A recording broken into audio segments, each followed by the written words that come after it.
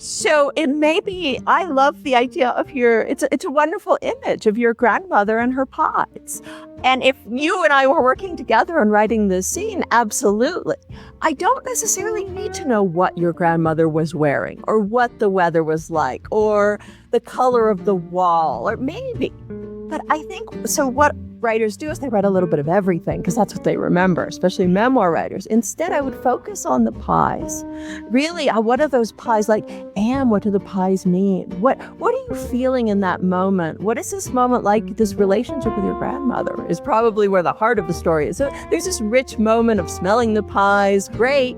But really, what I care about is your relationship with your grandmother and what you're thinking in that moment. What it's like. That's what I'd probably interview you if you hadn't yet written your scene, and that would be the heart of your scene. Not a little bit of everything. It's really, the scene is about this moment with my grandmother. Okay, everyone, welcome back to Living the Next Chapter. I have someone joining me from a country that I have never been to or have had a guest from in over 500 episodes. This is the first time, so I'm really excited about this.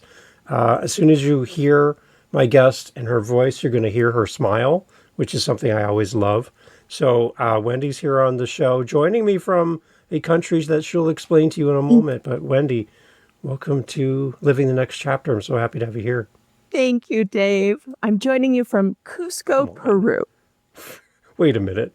Peru? Really? I'm in Canada and you're in Peru? Like, we are like so far away from each other. This is amazing. Honestly, it's not that far. From Los Angeles to New York, it's about the same distance as from Peru to Miami. I mean, it's a little bit further from Peru to Miami, but North America is huge, so we're not really that far away. I think we're on the same times. Right now, I'm on Eastern time. Half the year I'm on Eastern time. Half the year I'm on Central. All right. Well, that's interesting. To be so far away in the same time zone. That's great. I love that. It's amazing. What takes you to Peru? Like, how did you end up there? So I lived in Peru when I was a kid. My father is a mining engineer, and it used to be owned by the United States, this copper mine on the southern tip of Peru, called the Southern Peru Copper Corporation. And we went there when I was a kid. And, really my first memories begin in Peru. So when I was a kid, I was practically Peruvian. And we went to the States in my memory for the first time when I was 8 years old. So I lived here as a kid, and it kind of feels like home to me. Now, I've lived in the States as well. I was born in Arizona. My parents are American, but I do have this affinity for Peru. It has, in a weird way, always felt like home, because my first memories are of living in South America. So we're going to plan a trip to Peru. We're going to do all the background work to come and see where you live in that beautiful country and part of the world. What would be like one or two things you'd say is like a must see, must experience, must try if we came to Peru? What should we do? What people, especially where I live, what people come here for is Machu Picchu. So it's an ancient ruin from the Incan civilization, very famous. I believe it's one of the 7 wonders of the world, and we have actually lots of tourists coming to Machu Picchu. Nice. So it's one of 7 wonders of the world and quite impressive. And the history of the Incas is pretty interesting too. So. I love history, so you got me there. And it's a beautiful place in the world as well, weather-wise and everything as well. So it's got to be gorgeous to be there. The architecture is so gorgeous. Side history, the Spanish came here because it was the center of the Incan Empire, and there was tons of gold. The Incans didn't care about gold. It was sacred to them. It represented the sun god. Well, the Spanish came and went, ooh, tons of gold. And this, where I live now, is the capital of what was once the Incan Empire. So the Spanish came here because that was where all the gold was. So as a result of that, the architecture here is beautiful Spanish colonial architecture. So you have this stonework and these arches. So it's really beautiful here. Yes. I love it. So you're an author, but you do something amazing as well. You help authors. So that's a great connection for the listening audience for my show, Living the Next Chapter. So I have authors that listen to the show constantly. I have authors that are looking to write a memoir, and they don't know where to start. So having you here, Wendy, is like a dream come true because this is something you do. Can you explain to us through your website and what you do and how you help authors? What do you do as far as helping authors around writing a memoir? So I help all kinds of people write a memoir. The process is the same whether you're a professional writer. I've worked with New York Times journalists. I've worked with people who've never written a word in their life. So the process is really the same if you understand how memoirs work. So what I do with writers, I sometimes writers come to me that've been working on their memoir for 25 years. I promise you, I've had people who've been working on it that long, and I have people who haven't written a word. So again, the process really is the same. Memoir is this really tricky beast. I think people think that, and I understand this. I thought this once that, oh, I'm just going to write about my life. I already have the plot done because I lived through this. And that is really not the case. So I thought this was once true. And I learned that what's so important is to have plot.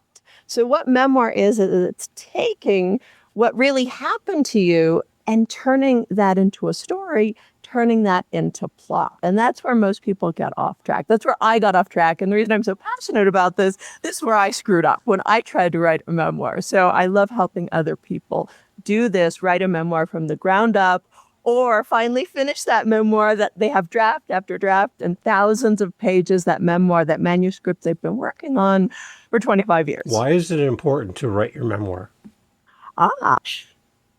Well, everybody, that's a different answer to that question. Now, people fall into categories. Some people do it. They reach a time in their life and they want a record of what they've lived through.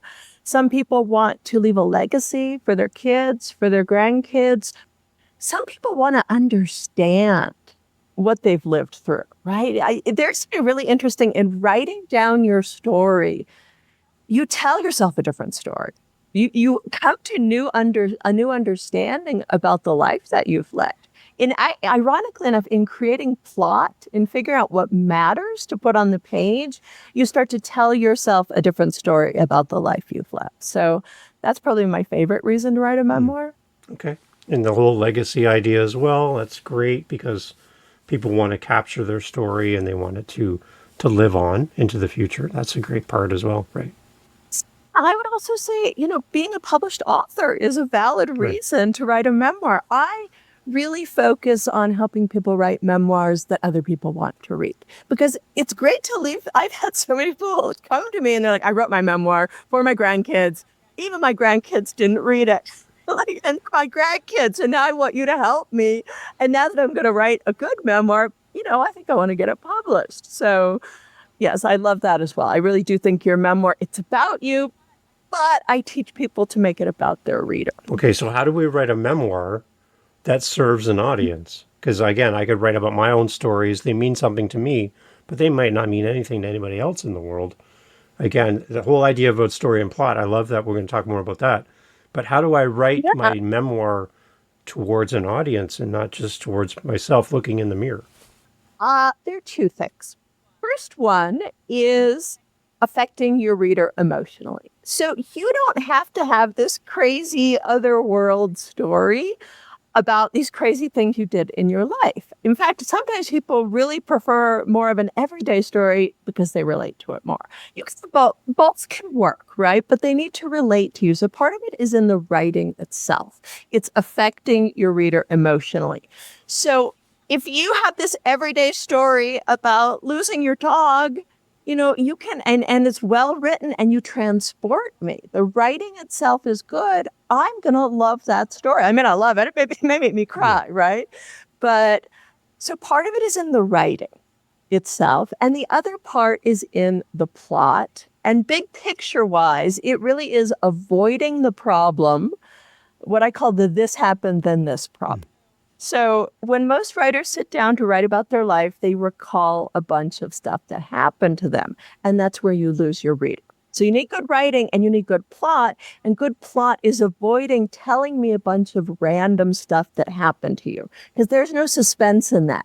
I did this, I went to the zoo and I saw a rhinoceros. And the next day, my mother-in-law called me. And the next day, I had an argument with my husband. So it's just all this random stuff you're telling me. There's no story there.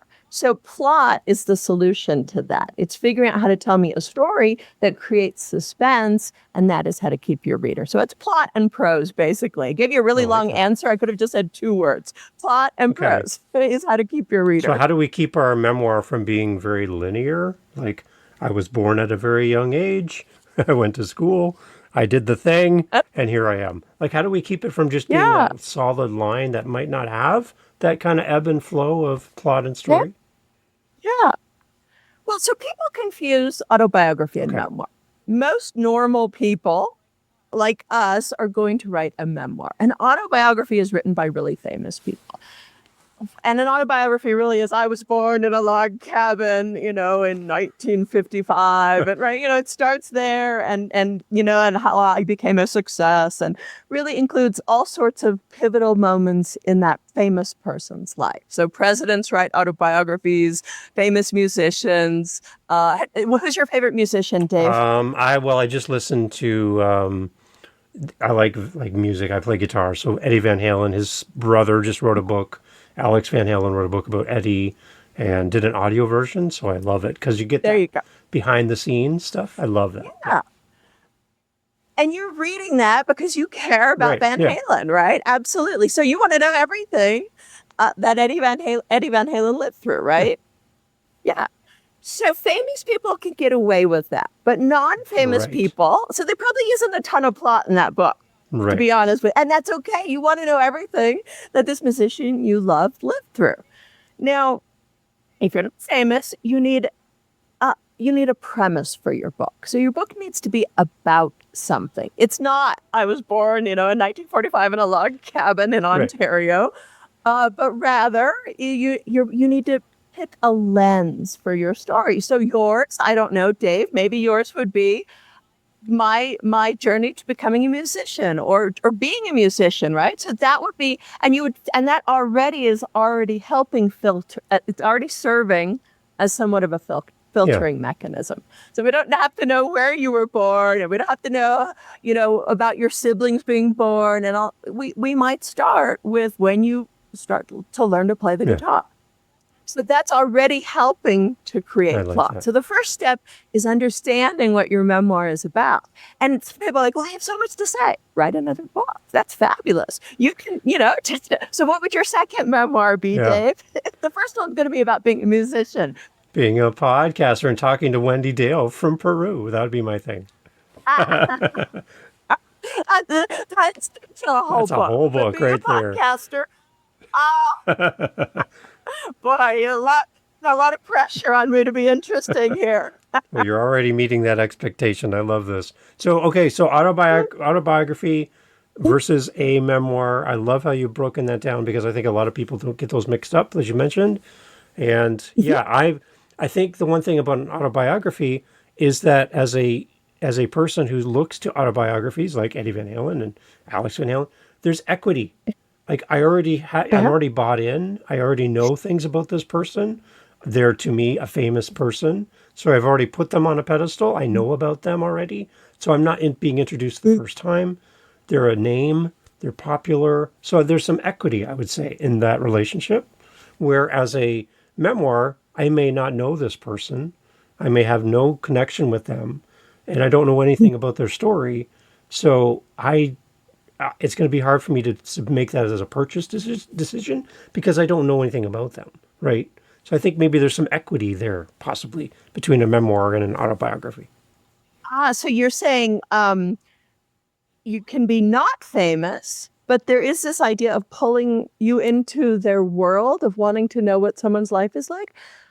Well, I've never thought of it that way. I like it, though. I think there's this idea in publishing that I don't agree with. Okay, wait a minute. Whoa, I'm interested in this. Everyone, lean forward, everyone. Here we go, Wendy. Go, please. Come on. I like this. Good go. I'm the I'm the punk rocker of the publishing world, Dave. I disagree with lots All of right, things. let's do it. All right. Well, one thing that a lot of publishers believe is that your memoir, what the theme of your memoir is only going to resonate with people who've lived through that same thing. So if your memoir is about domestic violence, 'cause in fact, they ask you in your proposal, what is your target audience and how many people are in that target audience? So if you're writing about domestic violence, you need to give numbers as to how many people are victims of domestic violence, because there's this very short-sighted idea in publishing that only people who've been or victims of domestic violence are going to read your book. And I don't feel that way at all. I think when I admire writers who can pull me into a world I care nothing about. A good memoir that's well done, like, to me, the most boring thing in the world would be maybe golf. I don't know, like, really, I'm sorry, any golfers out there, but I don't play. What does it talk about? A good memoir about golf? Wow. So good writing can do that. I think that it can let you into a different world that you know nothing about. So that's what I think memoir is really exciting. That's a good test. And again, I'll go back to the musical lens you put on a memoir. That also then helps to identify your audience who'll be interested in something music related as a reader, right? They may not know me, but they see something about the music side and all of that. And they're like, well, I'm a musician, so I already have a relationship before I even purchase the book. So that also helps. In podcasting, we talk about having your niche. You would say in the US, Canada, we say niche. But picking your audience, your area of focus, so that you kind of, not that you want to eliminate people, but you want to focus in on the people that would be best served by what you're writing, or for me, podcasting or music, the type of music you record. You want to focus in on that area. Everybody's welcome, but I'm really making it for this select group of people so that I can reach them. Absolutely. I hear you. You are appealing to writers. Your podcast is probably not going to appeal to cross-stitchers. There might be some crossover. There might be some cross-stitchers who also write. Yes, but I hear you. The topic is writing. I do feel like memoir is a little bit broader, though. For instance, Wild. It was made into a movie. I don't think the only people who watched Wild were hikers, right? So I think there's broad appeal there in many cases, because it is a story. When you do it right, when there's a story, it's not just going to appeal to people hiking the PCT. And that's how I think publishers are sometimes too short-sighted. It's like, how many hikers are there? Because only hikers are going to buy this book. Well, women might buy this book because they identify with a strong woman with a goal. So sometimes the appeal can be broader. I love how you're doing this, Wendy. You're unpacking things and repackaging it and giving it back. And I love how you do this. I can tell you've done this before. This is great. So I'm a memoir author. I want to write a memoir, and I'm looking for resources to help me in that path and that journey. I don't know anything. I'm here first time. I saw the episode title. I saw your name and went, I think that's the Wendy that helps people with memoirs. And it's you. It's really you. So you have this new audience here listening, and they're at the very beginning stages. What's my starting point as a memoir author? Do I go and write everything and then go find somebody to help me? Or what kind of options do I have? So I will send you to my website. I have a 7-part class. So you can go to freememoirclass.com, and that will send you to my website, freememoirclass.com. And I have a 7-part video class that teaches you how to craft a memoir from the ground up so that you don't make structural mistakes. I have people who've been doing this for 25 years, and the reason they're not getting it right is because they're missing a step in the process. So I'll tell you what some of those steps are. I can talk a little bit about that, but it really is important to write a memoir. It took me 15 years to learn how to do this. So I deconstructed thousands of manuscripts in order to understand the principles that all memoirs rely on. So I'm really passionate about this because I've invested a lot of time and love into this. And partly because I struggled so much. I did it all wrong. Memoir is really counterintuitive. I think writing in general can be a little counterintuitive, but memoir especially. And so doing this in the right way will allow you to create a memoir. I say make your first draft your final draft. That's the subtitle of my book. I know that's the opposite. Again, there's the punk rock in me coming out. Common advice is just write. And I really hate that advice. Just write. Write a crappy first draft. I think that's terrible advice. Write a first draft when you know what you're doing. Learn the principles that go into a good memoir, and you really can make your first draft your final draft. I don't like this idea of writing. The common writing advice is just do it. That is terrible advice. You're a musician, Dave. How did you learn how to play the guitar? Did someone hand you a guitar and say, Dave, just play? So how did you learn? I took lessons. I went to an expert who was better than I was, and they taught me how to do the thing I was meant to do. So, because they brought things out of me that I didn't know was inside of me, because I've never done this before. You don't know what you don't know, right? Exactly. So I hate in the memoir writing world this idea, just write, and you'll figure it out by doing it. Yeah, it might take you 25 years and it still may not work. And even then you're going to need an editor and probably multiple editors, and you're still going to need that help. But why not get the concepts in the beginning? I'm not saying that you need a live person. I'm saying you need the principles. So if you had not taken lessons, you would have at least watched a YouTube video. Back when we were kids, YouTube wasn't around, right? You've gone to the library and gotten a book. Dewey Decimal System. Would have been hard. It would have taken forever, right? But you would have learned music, right? You would have figured out how to read music. There are principles at play. So I'm not saying you necessarily have to hire a memoir writing coach. What I'm saying is you do need to learn the principles, and that is something I'm trying to change. There are principles that go into memoir writing, just like when it comes to music, you learn how to read music, you learn the fingering, you learn how to play chords. I'm kind of out of my depth here, so if I get that, keep going. Today, doing the best I can with my music analogy here. I like that. Yeah, it takes effort, it takes practice, it takes, for me, blisters on your fingertips because you're learning how to play this thing. A lot of frustration, a lot of dead ends, a lot of you think you're doing well until you see somebody else. That's one thing that I've noticed in music. Is I'll find a guitar player who's way better than I am, and that I have two responses. Either I'm going to give up because they are so good and I'm not, so it's not even worth it, or I'm inspired to do better because I see the potential that maybe I could do something good someday. So there's two ways of looking at it. I think for authors too, you might look at your favorite author and go, I could never do what Wendy does. Like, this is ridiculous. I'm going to give up. Or because Wendy did it, I know I can do it. So I'm inspired to do it. That's what I want to lean people towards. Don't give up. If you see somebody you admire, there was a day when they admired somebody else themselves as a young author. So you got to put in the work. Put in the work. You really do. And what I believe is if you have principles, now it's like you said, it's like practice now. So now you're honing your skill instead of, they tell writers to just do it. And so you're starting from scratch. Why not learn the principles and then within the principles, it's like learning the fingering and learning how to read music. Now you get better at it. Then you make really fast progress. So absolutely. Okay. Yeah. And be inspired by people. So what is another structural error that maybe a memoir writer would maybe fall into that your coaching could maybe help them to avoid or limit? So I tell you so I spent 15 years deconstructing manuscripts to figure out these concepts that all memoirs had, because no one had ever done that before. And I don't understand why. It's incredible, in this year, that no one had done that. And so it took me 15 years, and you're going to laugh. You're like, it took you 15 years to learn this? I'm already sort of a spoiler alert. Really, there are two components that memoir relies on. And those are, do I get a drum roll, Dave? There you go. You're a musician here. There you go. It's 15 years. It's probably two words, right?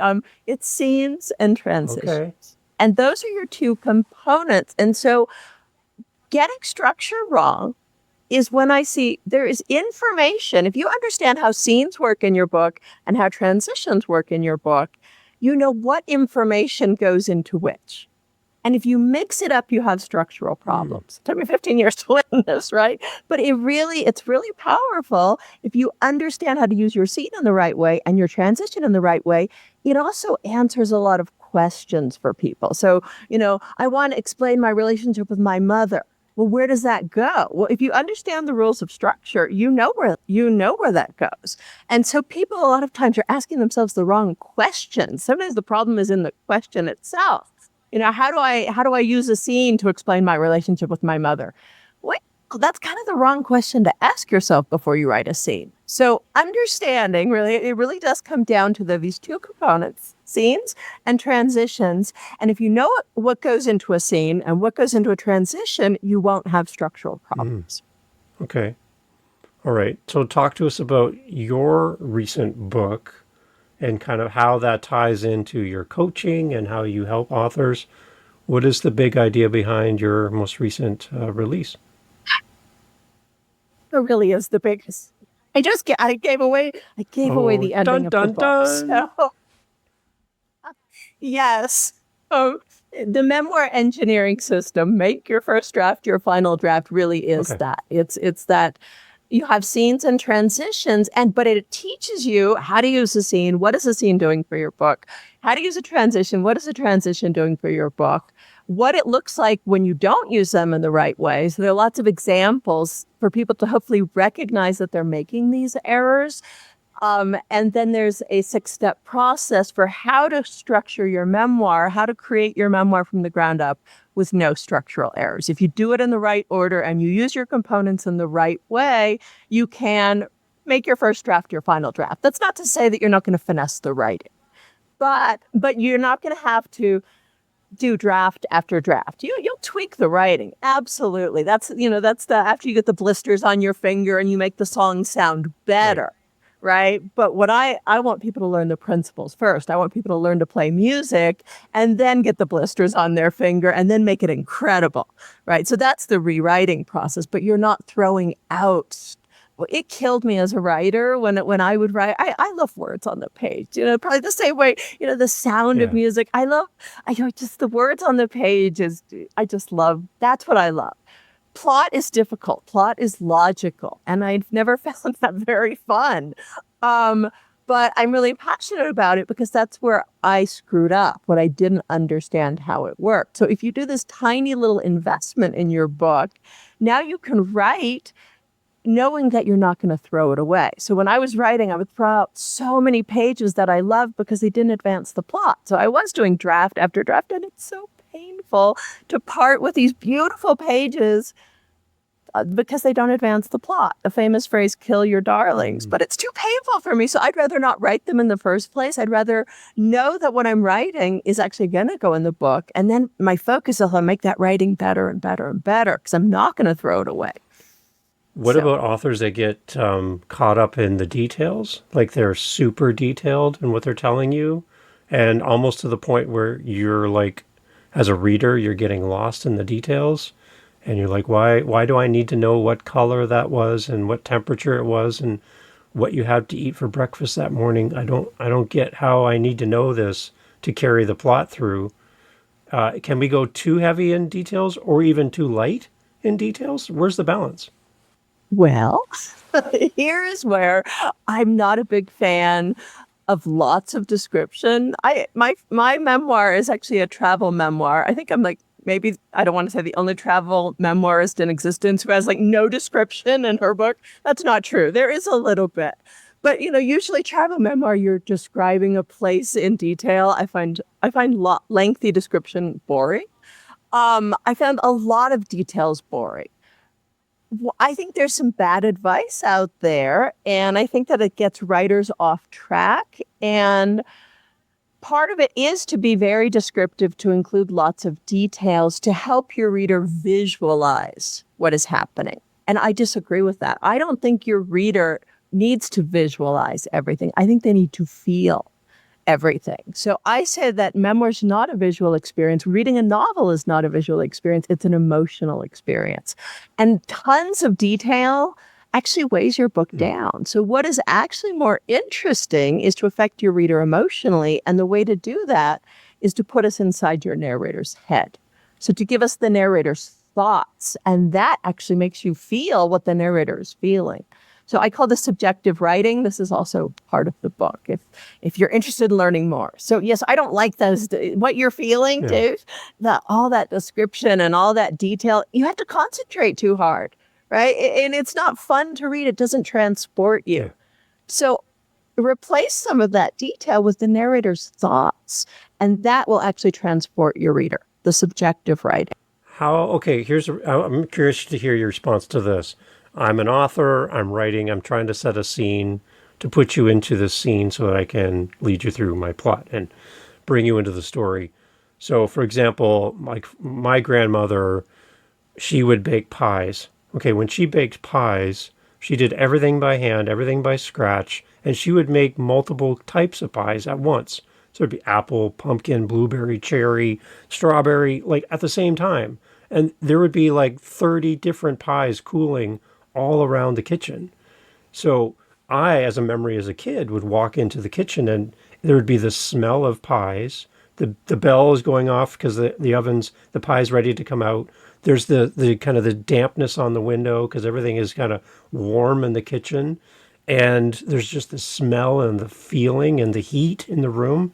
And she's just whistling and having fun baking. So as I create that scene for people, I could tell you the color of the cupboards, what she's wearing, what time of day it is. I could give you all this detail, which would be kind of like, do I need to know all that? But what about me just saying, I walked into my grandmother's kitchen while she's making pie. Now, instead of me putting you into my world as a reader, maybe I just lead you gently into your memory of your grandmother in her kitchen. So you don't have to picture yourself in my story, but I'm leading you to kind of picture your own story and place yourself in your situation that brings up memories for you. Is that something we can do through our storytelling? Yes. This was something, it took me a long time to learn. And once I learned it, it still perplexes me. I don't know why it's true. I just know that it works. The more personal you make your writing, the more universal it becomes. And I've learned this with my students. I've had students whose stories I really didn't relate to at all. Their lives had nothing in common with my own. And it happened several times. And one writer whose life had nothing in common with my own, she had two things that really, she married an extremely wealthy man in Australia. So it was kind of a trophy wife and was very into plastic surgery. So that I didn't really relate to. And the other thing was that she'd been a heroin junkie. And so this was another thing I didn't relate to. So these two extremes, I don't relate to either aspects of her. Her writing was so good. It was so personal, especially about being a drug addict, that I saw myself in her story because I've not been a drug addict, but I felt out of place. I felt desperate. And so her story was not my own, but the writing was so good and so personal that I knew what it was like to be a heroin junkie. And I saw myself in the story because I'd felt the same emotions that she had felt. And that is what good writing does. So this writer in particular taught me the more personal you make your writing, the more universal it is. Because there are only so many emotions a human being can feel, really, right? And so the experience might be different, but I've felt those same emotions in my life in a different circumstance. So I do feel like I'm being transported, and I know what it's like to be a heroin junkie, even if I haven't had that experience. But I do relate it to my own life. The reason I understand what it's like to be a heroin junkie is because I have felt desperate. I have felt scared. I have felt like no one understands me. And that goes back to the wild you talked about before, the fact that this story is not just about hiking. It's about someone overcoming something. And that's something that's universal to all of us. So whether you like hiking or not, the story is still going to serve you. So it may be, I love the idea of it's a wonderful image of your grandmother and her pies. And if you and I were working together and writing this scene, absolutely. I don't necessarily need to know what your grandmother was wearing or what the weather was like or the color of the wall, or maybe. But I think, so what writers do is they write a little bit of everything because that's what they remember, especially memoir writers. Instead, I would focus on the pies. Really, what are those pies like? And what do the pies mean? What are you feeling in that moment? What is this moment like? This relationship with your grandmother is probably where the heart of the story is. So there's this rich moment of smelling the pies, great. But really, what I care about is your relationship with your grandmother and what you're thinking in that moment. What it's like. That's what I'd probably interview you if you hadn't yet written your scene, and that would be the heart of your scene. Not a little bit of everything. It's really, the scene is about this moment with my grandmother. Right. That's interesting. Yeah, because I came back to her, that's my earliest memories when I was little. I came back to her when I was 18, and the two of us worked together, and she taught me how to do what she does. So now I can make her pies. I have her pans with her name on the bottom in my house. And I am now the guy that makes the pies. My wife is going to contest that and say that she makes more pies than I do. But I do know how to make my grandmother's recipes, and I have her handwritten recipe cards with her handwriting on it on how to do what she does. So that's my memory now, and that's part of me, right? Yeah. That I can now replicate to a lesser degree the amount that she could do. I can do what she can do, and that's part of my story, right? And are you going to write this, Dave? Well, it sounds like I'm writing it with you. Story. I'm writing it with you right now. I love this. Yeah, I love it. It sounds like a really beautiful story. So your story doesn't have to be out of this world. You don't have to have climbed Mount Everest. You don't even have to have hiked the PCT like Cheryl Strayed and Wild. You can make pies with your grandmother, and it can be a really beautiful story. Yeah, I love anytime I can interact with any type of content, a book, audio, anything that puts me into the story, where I don't feel like I'm watching from as a spectator, far from the action. You think of a sporting event way up in the stands. People are really small on the field. When I'm on the field and I'm part of it, I can see it, smell it. My senses are heightened, and I feel like I'm in the story. I just love that feeling. For me, that's a great story that I will remember, because I was there, even though it didn't happen to me personally. I just love that connection with a great author when they write that way. Absolutely. That's called transporting your reader. You forget you're reading a story. You become the main character. I am in that kitchen with all of these different flavors of pie, making pies with my grandmother, because I've become you.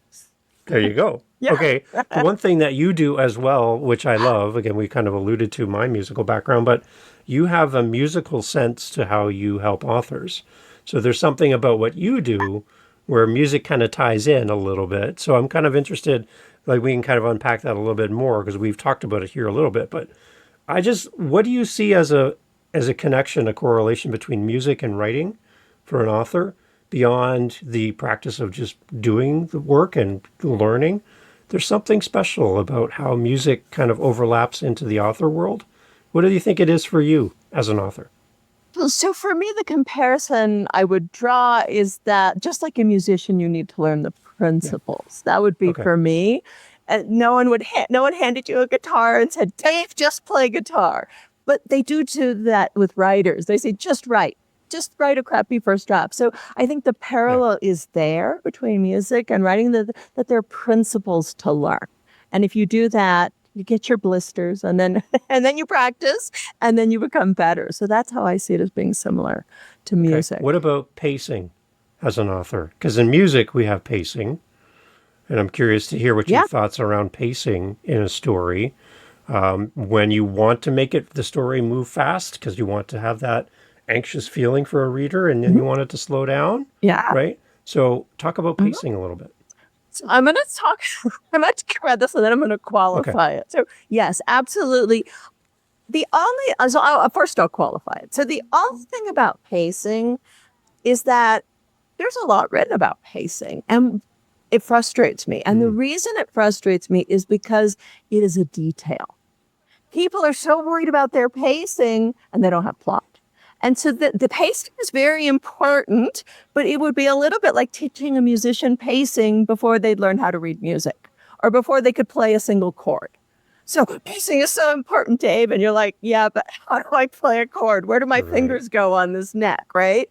And so, yes, it is, but it's one of the things that you learn last. It's one of the finer points. So it's important, but you could probably still write a good book that had plot is where people get things off track. So let's talk about pacing, but in the scheme of things, that's not where you Yeah. start. You start with plot. That's why these steps are so important to do things, big stuff Yeah. first. And then little by little, this is one of the details. So pacing absolutely would be very similar to music in shorter sentences, create tension. I'm working with a writer now, and she has a car accident scene. And so the sentences need to be shorter. Absolutely. To create drama, there's this tension, anxiety happening. The other problem I see, though, is people sometimes they can be very logical in a moment in which you're not logical. So I'm working with this writer. She's a fabulous person and a fabulous writer, but her thoughts are very logical as the car is coming toward them and about to smash them. I'm saying to her, I don't think that part of your brain is active right now, that you're logically analyzing what's happening. We've worked on her pace and we've made the sentences shorter. But here's where it varies from music. We need sort of this irrational thinking going on. When something dramatic is about to happen, you're not being very logical. So not only does the pacing of your sentences need to change, they become shorter, but the thoughts you're having are changing. That's where my music analogy breaks down. I don't know what the comparison would be. So for me in music, I've always said to anybody that I'm teaching music to, that the beauty of music happens between the notes, in the silence. That's where music really breathes. And so when you listen to a really amazing musician or instrumentalist, there's this tension, this ebb and flow in their music. It's not all the same all the way through.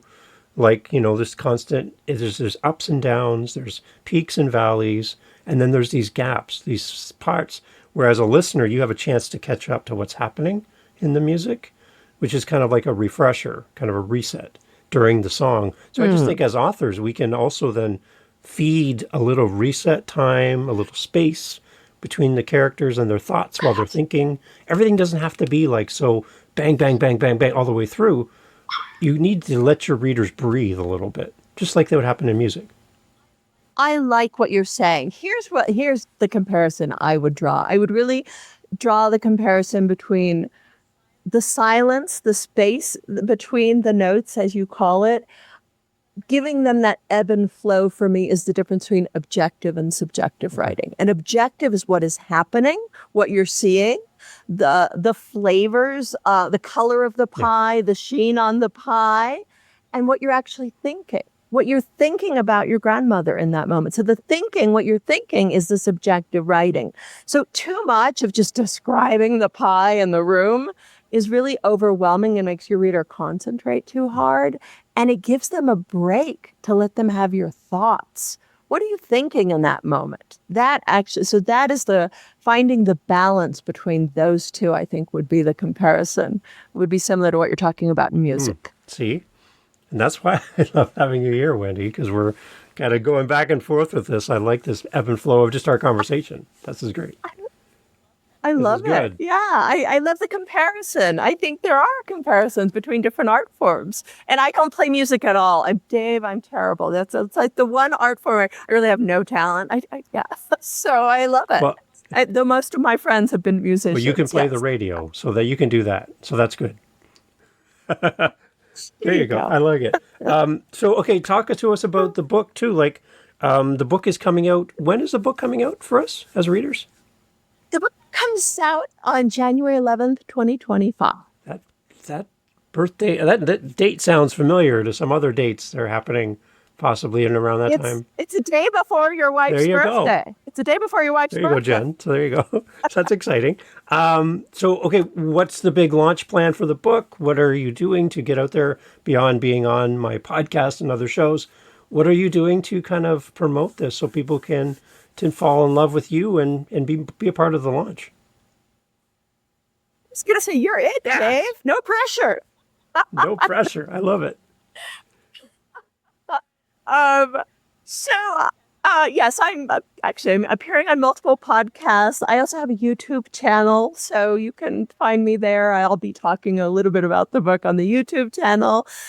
And yeah, selling the book will be available on Amazon and in bookstores. So It's amazing. So tell us about the website again, so we can go there and follow your journey. And then I have one kind of question to wrap up our conversation today. I really appreciate you being here. But send us to the website. Where do we go? We'll have links in the notes on the phone as well. People can click through. But tell us about the website. What are we going to see when we get there? So the website, you can go to freememoirclass.com, which will take you to my main website. The actual direct address is geniusmemoirwriting.com.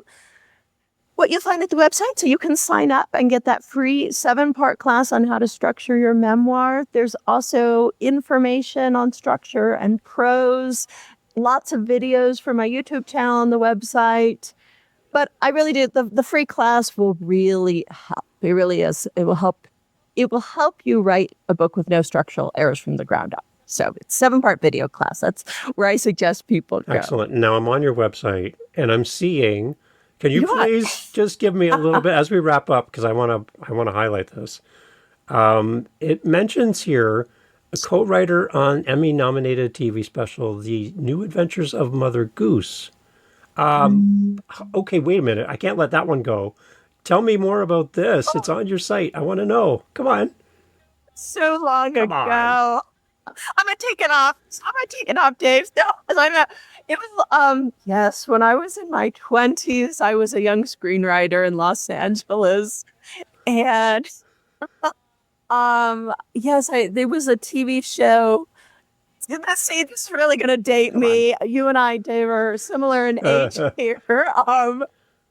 Starring Sally Struthers and Emmanuel Lewis. Yes. Do you remember Emmanuel Lewis from Webster? Yes.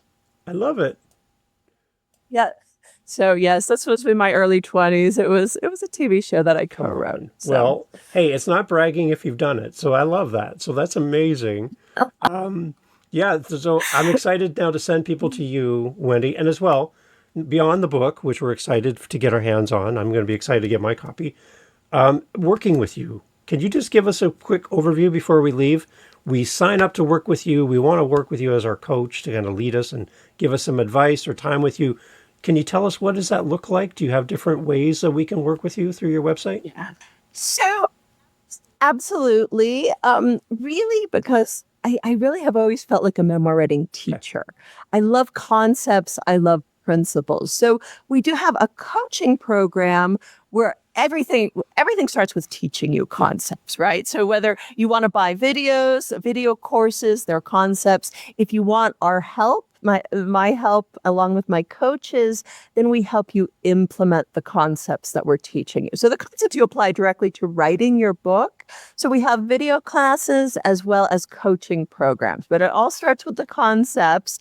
And if you want help applying the concepts and you want feedback to see if you're applying them the right way to writing a book with no structural errors, if your prose is working to transport your reader, then we have coaching programs as well. We have 3-month coaching programs and 6-month coaching programs. Okay. Yeah, because I'm on your website and your coaching tab, your coaching plans look delicious. I got to tell you, I'm in.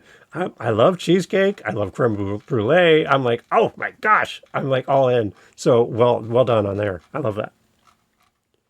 Yes, I named all of my coaching programs after desserts, because who doesn't love dessert, right? And yes, our fancy long-term coaching program had to be a French name, creme brulee. So we have creme brulee, cheesecake, brownie, chocolate chip. So yes, pick your dessert. So now you need to add one more, and that'll be pie after our conversation today, right?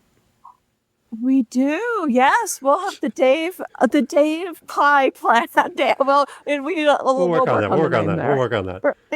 Yeah. Awesome. Wendy, thank you so much for making time for this. Again, the fact that some guy in Canada can talk to an amazing author in Peru. I've been so amazed with the internet and all this great stuff. This is so cool that we can connect with each other. And for you to share so much great information with us. You have given us so much today that everyone needs to go buy the book just because of all the information you've given us to support you.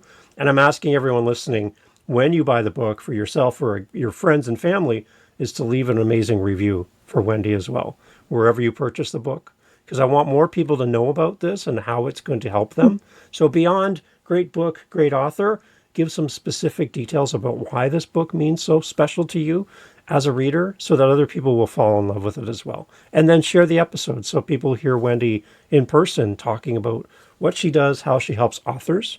And if you're interested in writing a memoir, I think you just got a master class from Wendy today for free. So please reach out to Wendy and let her know how much you appreciate her and all that she does. And if you need coaching, then you know where to go. So we'll have all the links in the show notes for that. Wendy, parting words as we leave? Thank you so much, Dave. Really. They say all Canadians are nice, but I think I've met one of the nicer ones. So thank you so much. It's really been a pleasure. Everyone, all information as always in the show notes. Wendy, thank you so much for being here. Thank you. Hey, thanks for listening to Living the Next Chapter. I'm glad you stayed all the way to the end. You're my new bestie. And the one thing I like to do with my besties is enjoy time together over a cup of coffee. Now, one thing missing in the equation is my coffee cup is empty. And what I would love if, after 390 plus episodes roughly, if you found any value in the podcast and you want to say, hey, Dave, do you need a refill of your coffee cup? I'm looking at it right now, and you know what? It's looking kind of sad. There's not much in the coffee cup. If you want to help support the podcast, I would love you forever as besties. And celebrate coffee with you. You can celebrate and support the show at our website using our Buy Me a Coffee link. And all the money goes back into the podcast. And we also like to give it to other podcasters. So if you want to support the show, head over to livingthenextchapter.com and let's top it up. Thank you guys. Thanks for listening. Cheers.